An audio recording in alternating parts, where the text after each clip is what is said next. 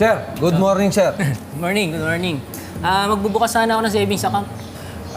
Ganito lang, sir. Pilapan nyo lang to. Tapos, Pilapan? pahingi ako ng isang valid ID. Teka. Perambol, ba't ikaw ang gumagawa nito? Di ba dapat teller ang gumagawa nito? Alam nyo kasi, sir, sa tagal ko na rito sa trabaho ko bilang gwardiya, natutunan ko na rin yung gawin yung trabaho ng mga teller para mas mabilis ang proseso, di ba? Ayos ah. Ito. Check ko lang, sir, ha? Ako yan. Ikaw ba to? Oo. Sir, teka, may problema tayo rito.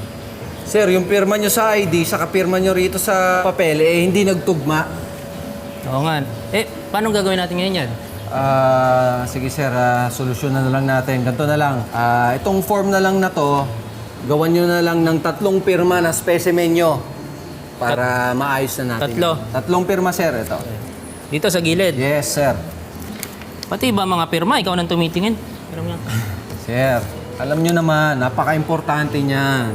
Yung pirma nyo para mabilis na yung proseso sa loob. Ayan, ito. Okay na siguro yan.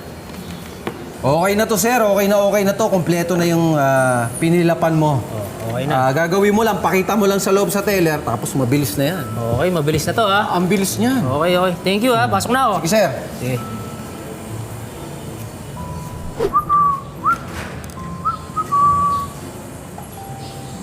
Oh, sir. Parang natagalan pa yata kayo sa loob, Oo, yung manager nyo kasi nakipagkwentuhan pa. Ganoon talaga yun. Pero okay na. Nakakuha Okay na. na ako.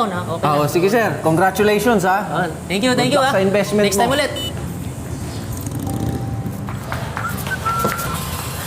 Nasaan yung lalaki lumabas?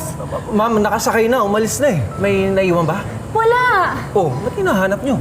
Na-hold up tayo! Paano nakapasok yung baril nun? Hindi mo na naman ginawa yung duty mo no? Nagpaka-teller ka na naman!